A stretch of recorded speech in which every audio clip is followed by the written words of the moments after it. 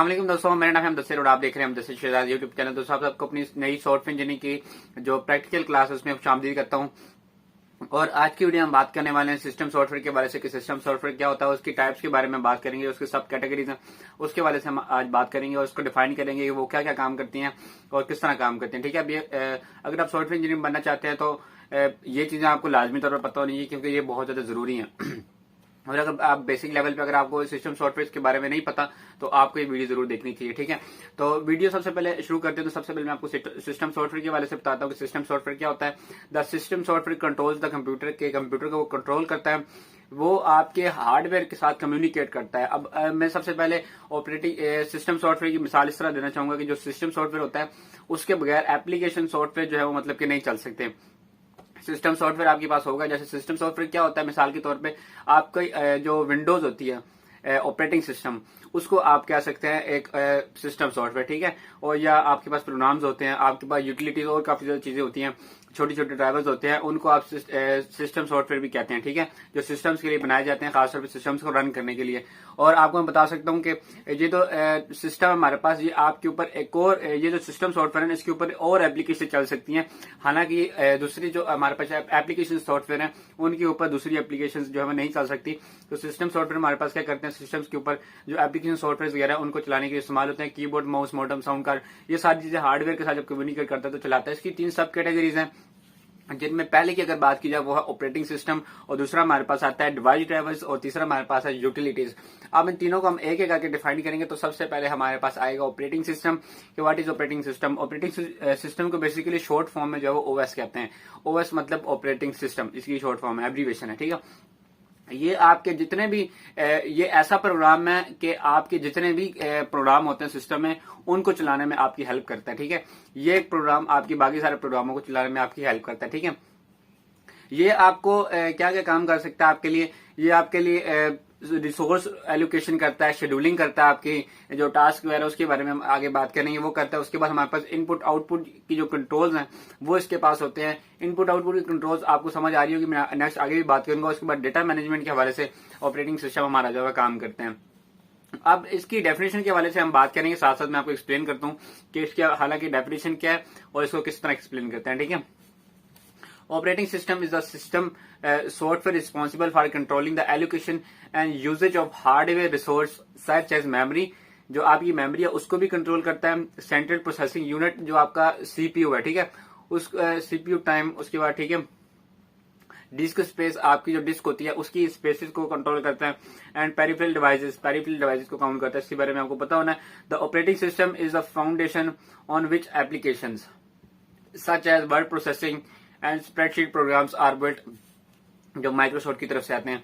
ठीक है, ये हमारे पास सिस्टम सॉफ्टवेयर की डेफिनेशन आपने देखी कि ये आपकी मेमोरी को करता है। मेमोरी आपके पास हार्ड ड्राइव में जो भी होती है उसको ये जो कंट्रोल करता है। मिसाल के तौर पर आप कोई भी फोल्डर बनाते हैं तो उसका एक साइज तय करता है, उसको जिस लोकेशन पे करना होता है उस लोकेशन में करता है, उसकी डिफरेंट प्रॉपर्टीज को सेट करता है, उसके लिए डिफरेंट जो सेटिंग्स है वो करता है। उसके बाद सीपीयू को कंट्रोल करता है। सीपीयू को मतलब वो कहता है इतना % सीपीयू यहाँ यूज हो रहा है, इतना यहाँ यूज हो रहा है। वो डिफरेंट खुद उसको जो है वो मतलब कि सीपीयू को बताता है कि आप यहाँ पर यूज हो गए, ये आपका यूजेज है। सारा जो सीपीयू को चलाने का काम है वो भी आपका ऑपरेटिंग सिस्टम कर रहा होता है। उसके बाद हमारे पास जो हमारे पास सिस्टम सॉफ्टवेयर है वो उसके ऊपर क्या क्या चीजें काम करती हैं। जैसे मिसाल के तौर पर वर्ड प्रोसेसिंग के लिए MS वर्ड काम करता है, स्प्रेडशीट के लिए MS एक्सेल काम करता है, जो कि माइक्रोसॉफ्ट की तरफ से आते हैं। ठीक है, उसके बाद जो दूसरी किस्म है इसकी वो हमारे पास आती है डिवाइस ड्राइवर के तौर पर।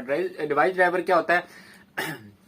डिवाइस ड्राइवर वो होता है कि जो आपकी हार्डवेयर डिवाइसेस होती हैं, जैसे माउस, कीबोर्ड, आपकी यूएसबी, आपका मोबाइल फोन जब कंप्यूटर के साथ अटैच करते हैं तो यूएसबी के जरिए, तो वो सारी जो डिवाइसेस हैं वो डिवाइस ड्राइवर के थ्रू आपके जो है वो कनेक्ट होती हैं। तो बेसिकली ये क्या काम करता है, कम्युनिकेट करता है बिटवीन हार्डवेयर डिवाइसेस एंड आपका जो सिस्टम है कंप्यूटर उसका।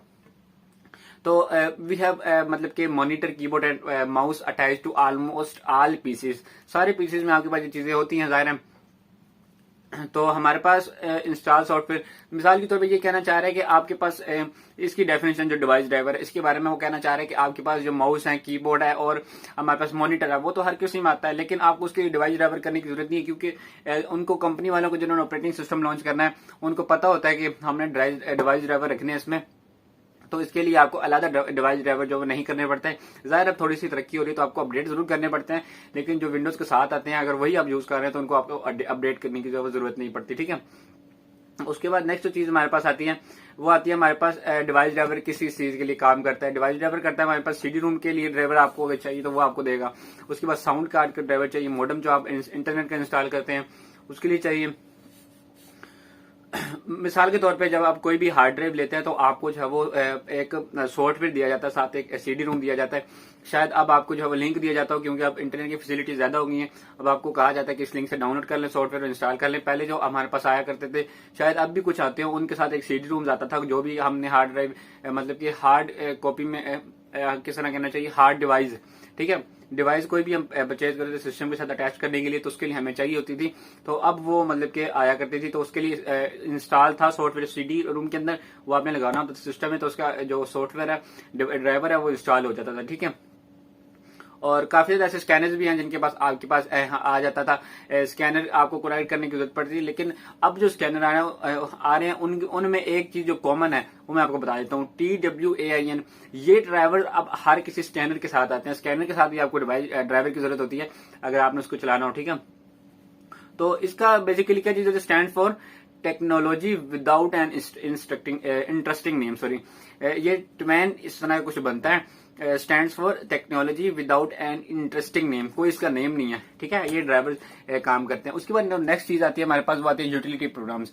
यूटिलिटी प्रोग्राम्स हमारे पास क्या होते हैं सिस्टम सॉफ्टवेयर में, तो ये बेसिकली परफॉर्म होता है जो स्पेसिफिक टास्क को परफॉर्म करते हैं जो कि रिलेटेड होता है सिस्टम रिसोर्सेज के, मैनेजिंग सिस्टम रिसोर्सेज। सिस्टम की रिसोर्सेज बेसिकली क्या होता है हम आगे जाके पढ़ते हैं। यूटिलिटी ऑफ डिस्क कंप्रेशन, आपने देखा होगा डिस्क को कंप्रेस करते हैं, उसका साइज छोटा हो जाता है, या आपने ये चीज देखी होगी आपको जिप फाइल में उसको करते हैं तो उसमें आपकी जो है वो चीजें काफी जो है वो कम हो जाती है। ठीक है, या फिर इसमें लिखा हुआ कि whenever you write a file and save it to disk compression utility compresses the file, reduce मतलब file size and write it to the disk and when you request this file from the disk, मतलब कि ये कहना चाह रहा है जब भी आप कोई फाइल मतलब के बनाते हैं उसको बना देते हैं तो उसका फाइल ऑटोमेटिकली डिस्क जो है वो यूटिलिटी प्रोग्राम के थ्रू उसका साइज कंप्रेस हो जाता है, उसका फाइल रिड्यूस हो जाता है। जब आप उसको ओपन करते हैं तो वो आपको उसी लेवल का जो साइज है उस पर लेके जाती है कुछ देर के लिए और आपको प्रोग्राम दिखाती है। मिसाल के तौर पर आपको पिक्चर रखते हैं 2 MB की है, उसको कंप्रेस करके यूटिलिटी प्रोग्राम्स जो है वो केबीज में रख देते होंगे। जब आप इसको ओपन करते हैं तो आपको उतना ही रिजल्ट MBs में जो है वो दिखाता है कुछ देर के लिए, और आप जब बंद करते हैं तो वो फिर उधर ही चीज पहुंच जाती है। ठीक है, और ये क्या यूटिलिटी सॉफ्टवेयर और क्या क्या काम करते हैं, आपकी जो हमारे पास सॉफ्टवेयर होते हैं हार्ड ड्राइव में, वो जितने भी हमारे पास फालतू फोल्डर्स पड़े होते हैं, जंक फाइल्स पड़ी होती हैं, उनको फ्रैगमेंट करने का, डीफ्रैगमेंट करने का ये सारा सिस्टम जो है वो ये यूटिलिटी प्रोग्राम्स के थ्रू जो है किया जाता है। ठीक है, ये आप लिखें if we remove this fragmentation the chunks of data on the disk will be store close to each other and the reading of data will be faster. मतलब कि ये कहना चाह रहा है ये यूटिलिटी प्रोग्राम से करना हो तो आपका डेटा जो है वो स्लो चले, क्योंकि जो आपके डेटा के अंदर प्रोग्राम्स होते हैं, फालतू फाइल्स होती हैं, वो आपके सिस्टम को स्लो करती हैं, दूसरे फाइल्स को रोकती हैं, इसलिए ये सिस्टम ये यूज होती हैं। अगर ये ना हो तो आपका सिस्टम स्लो होगा, और ये यूटिलिटी प्रोग्राम्स होने के थ्रू ही आपका जो मतलब कि सिस्टम है बहुत अच्छा वर्क करता है। आपकी जो फालतू फाइलें हैं वो क्लोज कर देता है, उसको डिलीट कर देता है जो किसी काम की नहीं होती, तो इससे आपका सिस्टम जो है फास्ट चलता है। ठीक है, तो उम्मीद है कि आपको ये वीडियो पसंद आई होगी। इंशाल्लाह नेक्स्ट वीडियो में और चीजों के बारे में बात करेंगे। ये हमारे पास प्रैक्टिकल क्लासेस, इसमें बहुत जल्द प्रैक्टिकल क्लासेस शुरू होने वाली हैं। थोड़ी सी चीजें जो इसमें प्रैक्टिकल क्लासेस में भी थ्योरी की आ रही हैं, तो इंशाल्लाह नेक्स्ट बहुत जल्दी इसमें जो हम शुरू करेंगे प्रैक्टिकल क्लासेस। तो मिलता हूं फिर नई किसी अच्छी सी वीडियो में, तब तक दीजिए इजाजत, अल्लाह हाफिज।